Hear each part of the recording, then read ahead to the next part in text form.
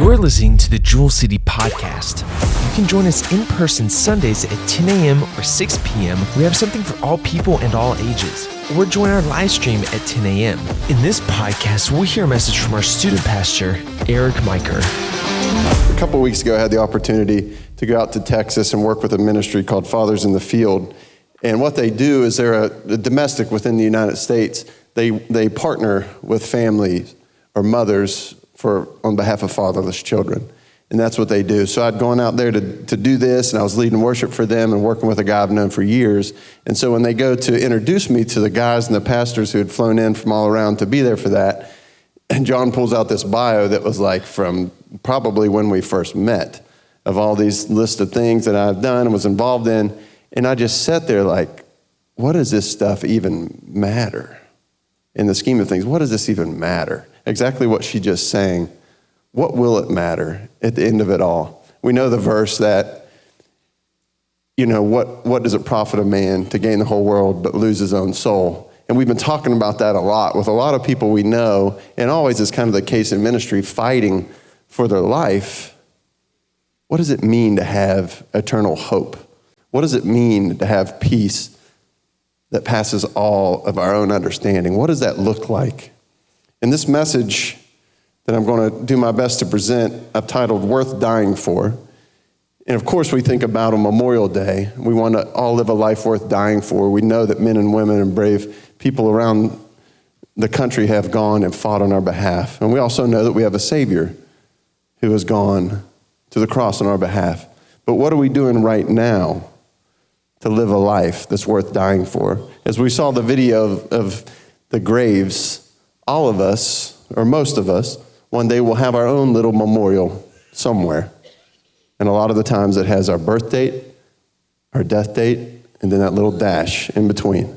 And I know I've said that before up here, but it's so present in my mind on a day like today where that kind of our own mortality is in our mind. What are we doing with every minute that we have, with every second that we have to live a life worth dying for? You saw the verse, greater love, from John 15:13 that came up there. Greater love has no end than this, to lay down his life for one's friends. So that's where we see that. When we honor and we respect those men and those women who have fallen on our behalf, we can feel that. It's like a working out of the love that Jesus has placed in our heart in a physical way. And if you saw Rusty's response to that, was gratitude. Thankfulness for the mercy that was shown to him.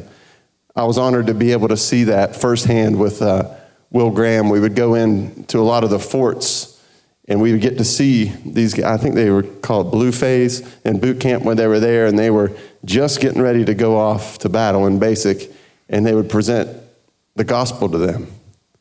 And when that soldier receives salvation, when that soldier receives that peace, there's something powerful there that happens. As we were singing the songs, Bound for Glory, and then the next song, When I Ran Out of That Grave, could you just imagine a soldier who went, maybe an 18-year-old, scared, didn't know what he was getting into, received Christ, and whenever the end of his life was, he hears, well done, thy good and faithful servant. Isn't that an awesome picture that we can look forward to eternally and hope?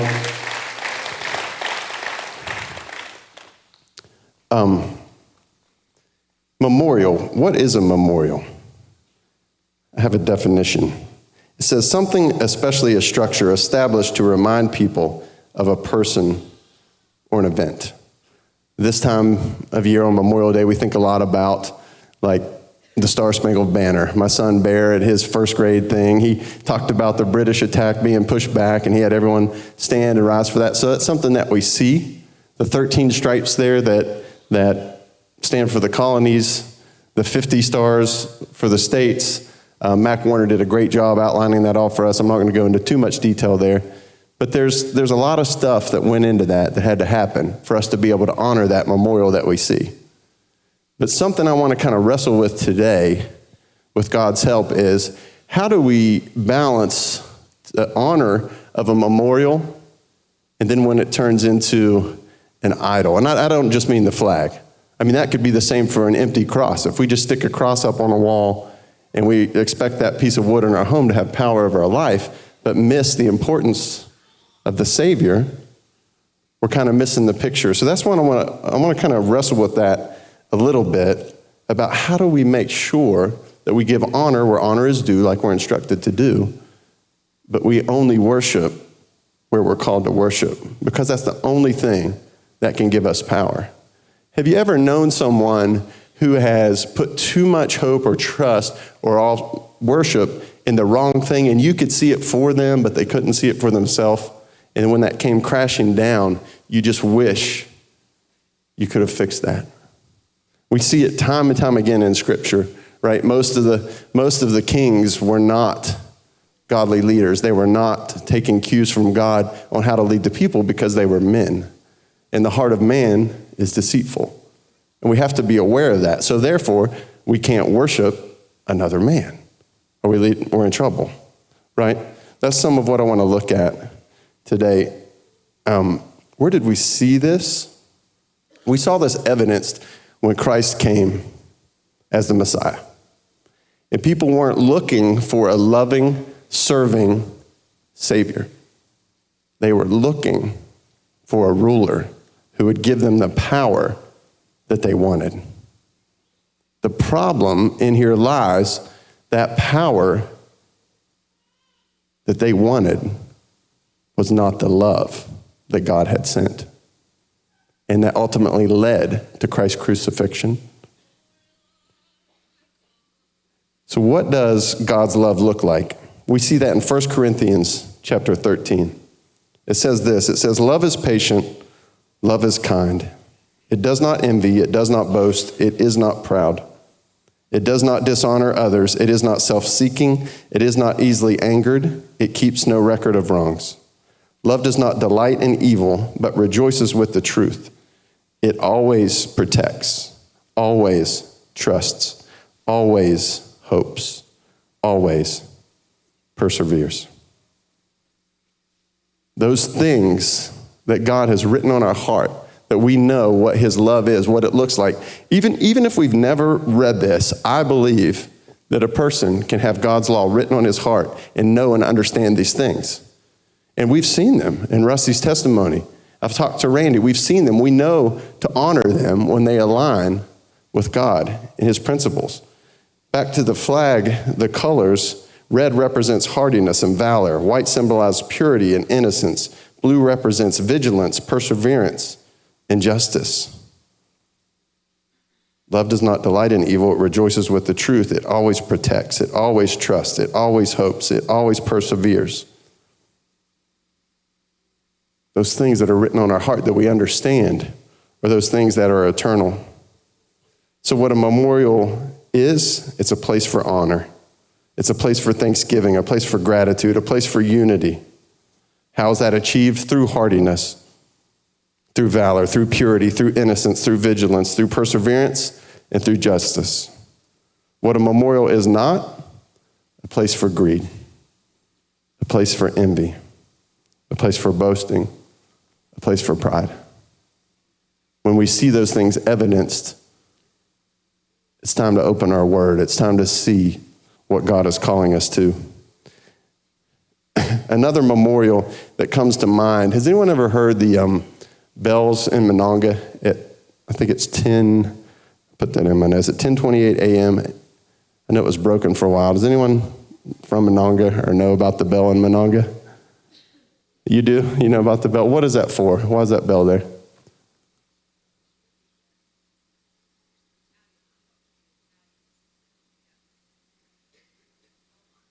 Yeah, I heard Italians and coal mines. Yeah, that has something to do with it. So this, if you've never seen it in Monongah, not to take away from the soldiers that have fallen at all, but this is just another type of memorial that I was thinking about that kind of bridges the gap of one nation or another nation.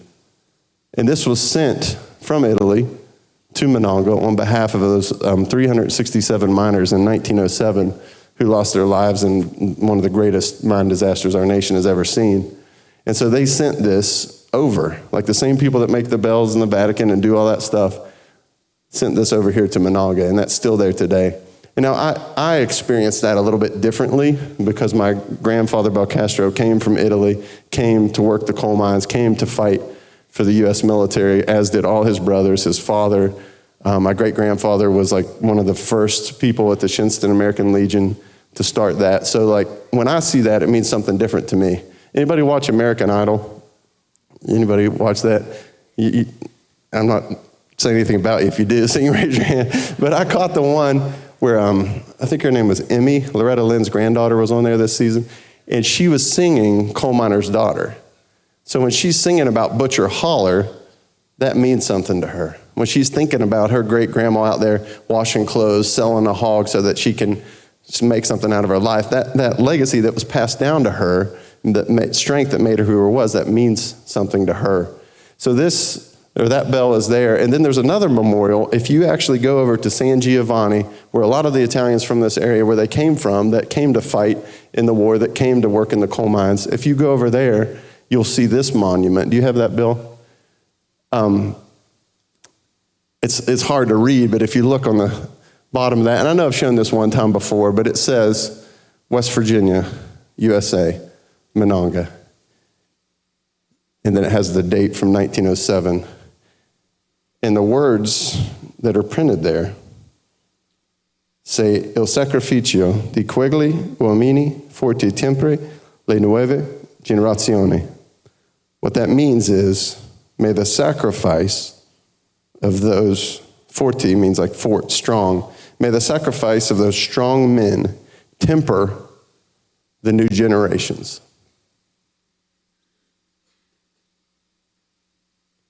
Doesn't matter where they're from.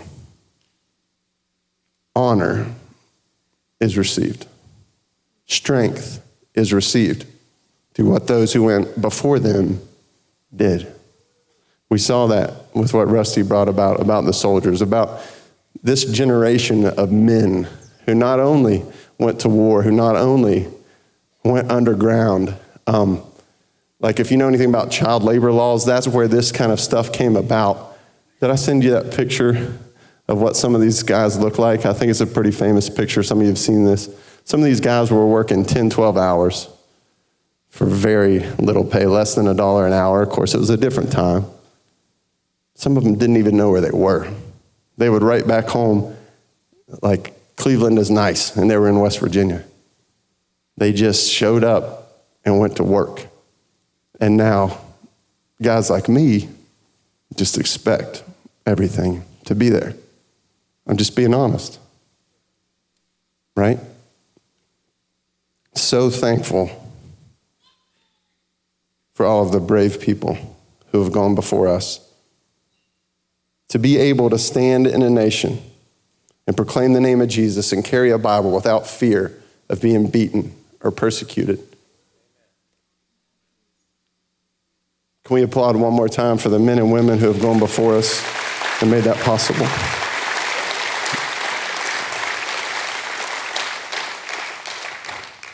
Another memorial I think about, the last day that Jesus was with his disciples on earth before his crucifixion, and he sat down. Luke 22:19-20 says this. It says, and he took bread. He gave thanks and broke it and gave it to them, saying, this is my body given for you. Do this in remembrance of me. In the same way, after the supper, he took the cup, saying, this cup is the new covenant in my blood, which is poured out for you. When Carrie was singing that song, when Carrie sings any song, the reason that we feel that is because in knowing her heart, she pours herself out. She gives you what God gives her. This is what Christ instructed his disciples to do. This is what Christ instructs us to do. When we take that communion in remembrance of him, that we would also be poured out. Do what in remembrance of you? Yes, eat the bread. Yes, drink the cup. But he says, this is my body given for you. So we should give ourselves for others. That's why this Memorial Day, this honor, this feeling that we feel that feels so strong It's written on our hearts. This is how we were created to respond. So now we can live out every day for others, right? As she's singing the song, I really believe this, that Carrie doesn't sing up here so that we'll applaud for her. I believe that, right? Someone can be a great singer, a great piano player, but if they receive the accolades on this earth, that's all they'll ever get. That's what the word says. And I don't say that to build her up. I just say that to show what it looks like. Rush Perrine, 7th grade boy back there in the drum kit. You might not even known there was a 7th grader there because he plays like way beyond his years. But I truly believe the strength and the power of God through generations, through Tim Perrine, through Adam Perrine, passed down to him. We all receive a blessing for that when he allows himself to be used. A lot of 7th graders don't want to wake up at 7:30 a.m. or whatever time he had to do to get his hair all going this morning. Yeah. Look good, by the way, Rush. Look good. His mom sent me a video of him this week at graduation playing guitar and singing Goodness of God. If you don't know Rush, how many surgeries did Rush have? 2 heart surgeries. At how old? 4 months and 2 years. A life worth dying for. Poured out. Romans 13:7-8 says this: give to everyone what you owe them. If you owe taxes, pay taxes. If revenue, then revenue. If respect, then respect. If honor, then honor. A lot of times we hear this, give honor what honor's due, and we stop right there. But verse 8, I love this. It says, let no debt remain outstanding except the continuing debt to love one another. For whoever loves others has fulfilled the law. Whoever loves others has fulfilled the law. And we can't do that. We cannot just slap a follow me to Jewel City Church bumper sticker on our car and say, I love others. We can't just slap an empty cross up on our house and say, well, see, I love others. It doesn't work that way. My son just got a new sliding mitt, just so I know how much I have to tell you about sliding mitts. Raise your hand if you know what a sliding mitt is. We got a couple people. I got some smiles. You think they're ridiculous? Raise your hand if you think they're ridiculous. All right. So at least the company that sells sliding mitts is called Absolutely Ridiculous. So they don't hide it from us. My son says, I want a sliding mitt. I said, that's absolutely ridiculous. He says, that's funny. That's what the company is called. But he picks one, and maybe he was just trying to work me, or I don't know why he did. I didn't ask him yet, but I will. He picks one with a crown of thorns on one side, a cross on one side, and it says his glory or his story, one or the other. I'm like, that's great. But if we just slap that sliding mitt on, and if you don't know what that is, it's something that looks like you're going to bake cookies that make sure when you slide in at the bridge against a 10U team wearing rubber turf shoes, they don't hurt your hand. But I get it, whatever. But so they pay way too much money for these things. But if he wears this one with a cross and then he gets called out, he rips that thing off and slams it against the wall, then it didn't work, right? So we can't just trust images to make us who we are. As much as these Jewel City shirts are awesome, and thank you for purchasing them. They help the youth, and they're great. What if we wear those, and then we go out to the grocery store, we forget we're wearing them, and some lady cuts us off, and we do whatever we do, and now we're wearing our Jewel City shirt. So a certain response comes from what's in our heart, what we're pouring out. It's not necessarily what we wear. This week I was mowing grass, and there's a locust tree that kind of hangs out over the path that I normally mow, or so I thought. I'm following my tracks, because anytime I try to mow a little farther, guys, you'll know this, you find a rock or a gas pipe or the edge or something you didn't know was there. So I'm like, I'm just going to follow my track. And before I know it, I'm facing the sky on my zero turn. And my thought is I ran over the manhole cover that's like 100 yards down the trail. I'm like, what is going on? So I let off. I come down, and there's this little thing where you step on to raise the deck, and it hits my leg, and I didn't cuss. I really didn't, so that's good. But I jumped out, and my leg hurt so bad, I'm thinking, like, something's fractured. Like, have you ever cut yourself so deep it's white, but it's not bleeding yet? but you know it's coming. That happened. So then my first thing, I get back on my mower and I'm like, Dad, if you mow, I took a picture of the tree. I said, be careful. What happened? The top of my mower sticks up. And I went under this tree and it stood me up, and I'm looking forward, so I didn't even think about what was going on because I was that's kind of my normal day. But I texted my dad. I was like, be careful. And you know what he said to me? Oh, yeah, that happened to me too. I forgot to tell you about that. And then he has the guts to say, but I was wearing boots and jeans, just to make fun of me for wearing shorts while I'm I'm not really sure why I said that, other than I sent that picture to my friend Cody, who also had an eventful week, and his heart was also tested to see what was inside it. Do we have that video by chance? I mean, here's Cody, just hanging out.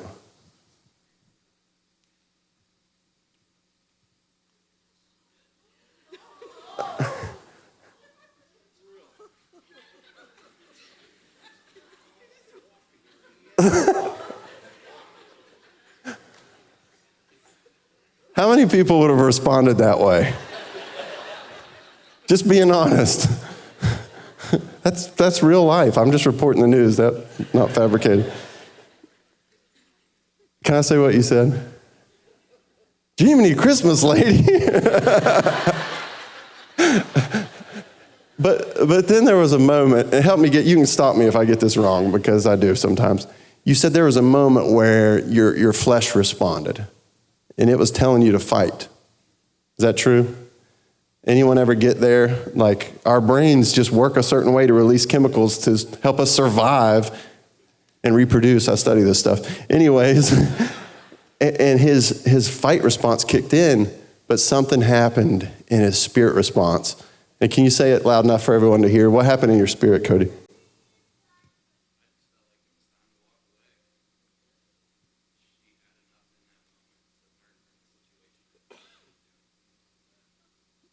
If you didn't hear him, he said, I just knew it was time to walk away. She learned in that moment, and he told me it was evidence. He watched her. She like a couple inches, and like, am I getting arrested? Like, what do I do? She like, so whoever that is, Cody forgives you. We love you if you're here. Maybe drive a different car next week.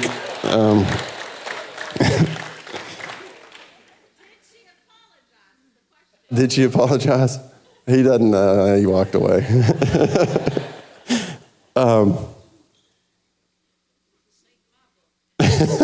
He's a saint in my book. Well, that's true. That being poured out, that living the way that we're supposed to live, the way we only can live through the power of Christ, right? Because anything else right there, someone knocks us off our feet, like he's got to work. He's got to hunt. He's got to hike. He's got to do all these important things. He could have said, you about ruined my life, woman. But he didn't. He didn't. So how do we do that? Here's how we don't respond, right? The song that Carrie sang, the things that we've been talking about, we've gotten it wrong a couple times. When Moses came back down off the mountain and they built the golden calf, Genesis 11:1, we have an account. Now keep in mind, this account happens right after the great flood, pretty much. After God had wiped us down to reset, I don't put up with foolishness. We know that this happened right after that. Genesis 11:1 says, now the whole world had one language and a common speech. As people moved eastward, they found a plain in Shinar and settled there. They said to each other, come, let's make bricks and bake them thoroughly. They used brick instead of stone and tar for mortar. Then they said, come, let us build ourselves a city with a tower that reaches to the heavens so that we may make a name for ourselves. Anytime it's we, ourselves, that many times we start to get concerned.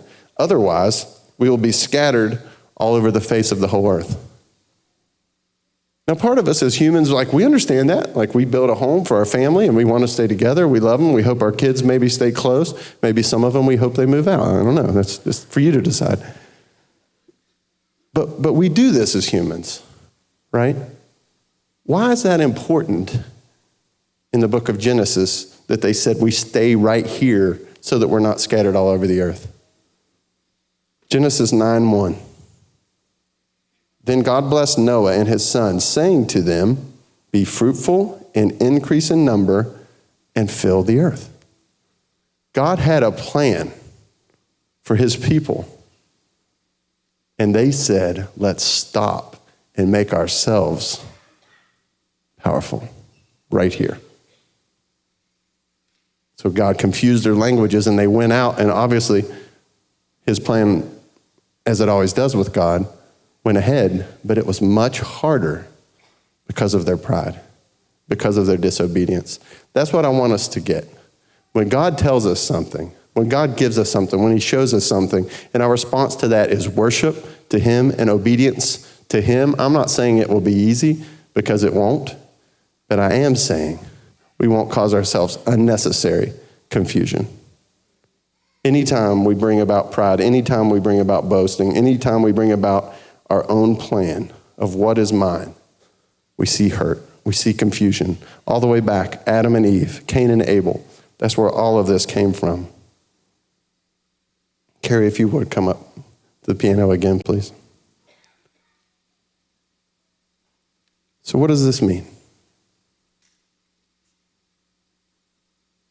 How do we respond? I want to read a couple scriptures as Carrie plays.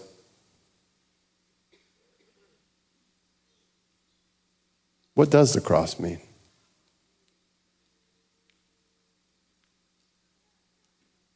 I want to pull back some of those words: hardiness, valor, purity, innocence, vigilance, perseverance. He was pure. He was innocent. He was vigilant. He would leave the 99 for the one. That one might be here, might be watching on live stream. How do we respond? 1 John 3:16 says this. This is how we know what love is. Jesus Christ laid down his life for us. And we ought to lay down our lives for our brothers and sisters. This is the Apostle John writing this. He had been with Jesus.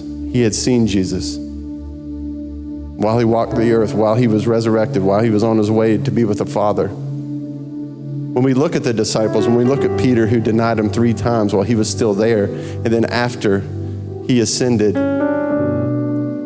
they didn't deny anymore. They had been changed. They poured out their life even unto death. They thought the gospel was worth dying for, right? So I'll just be honest, in our comfort sometimes it can be easy to only worship God when we're in here, to only worship God when we're around people we think we're safe. They didn't do that. And they weren't treated nicely.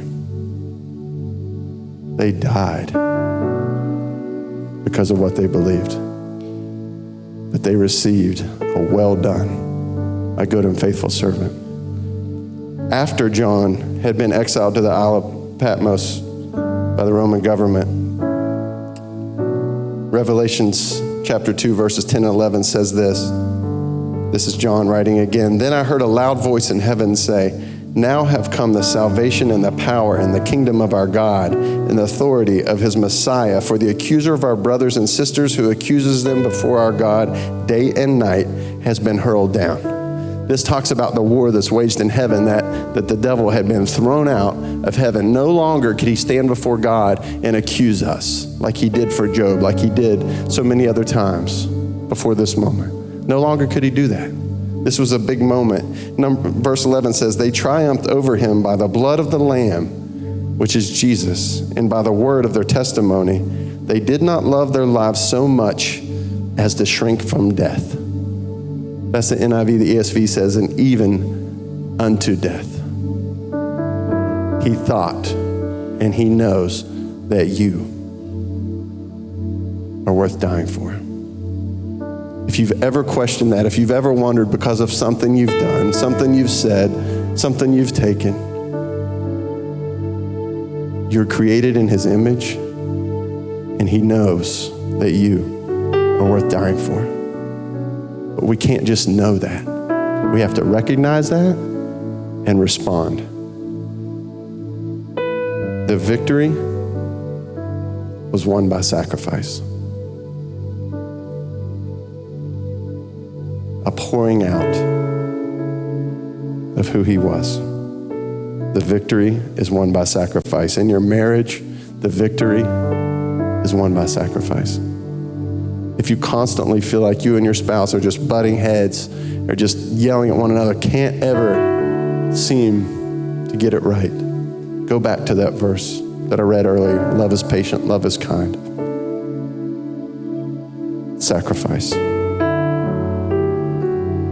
Romans 5:8 says, God demonstrates his own love for us in this: while we were still sinners, Christ died for us. He knew all of the evil things we would do, and yet still he poured out himself for us. 1 John 4:7-12. This is God's love and how it changes our love. Dear friends, let us love one another, for love comes from God. Everyone who loves has been born of God and knows God. Whoever does not love does not know God, because God is love. This is how God showed his love among us. He sent his one and only Son into the world that we might live through him. This is love. Not that we loved God, but that he loved us and sent his Son as an atoning sacrifice. Atonement at one meant together. That Yahweh and his people would be together. The Hebrew word for atonement, kippur, means two things. It means to repay a debt and to purify. It was a debt that we couldn't pay, a purification that we couldn't do on our own deeds. His word says that our righteousness is but filthy rags before him. If you feel frustrated, if you feel like you've done all that you can do and still you don't feel worthy enough for God,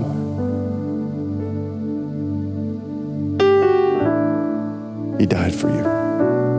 Not because of what you do, because of who he is and how he loves. Verse 11, dear friends, since God so loved us, we also ought to love one another. No one has ever seen God, but if we love one another, God lives in us, and his love is made complete in us. Poured out, worth dying for. Let's bow our head and close our eyes.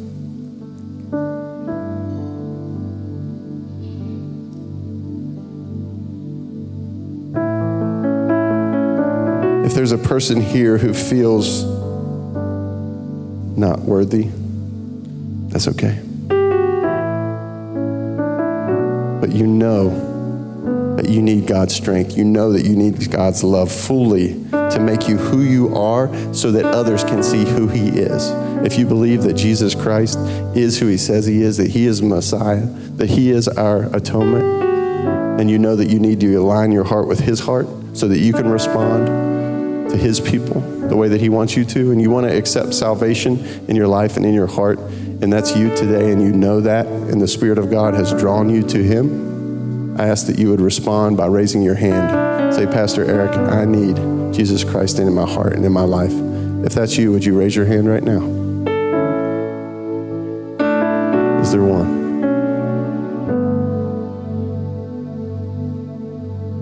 For the Christians,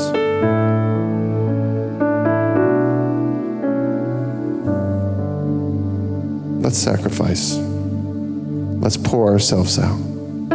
Let's love our families well. God, we thank you for what you've done. God, we thank you for the men and the women who have done things for us that we could never do for ourselves, God. We thank you for your son, Jesus, who made a way that we might be with you forever. God, I lift up the hearts of your people that are here that hurt, God. And I know I only know so many of the people here, God, but there are many here dealing with what it looks like to wrestle with this unnatural feeling of death.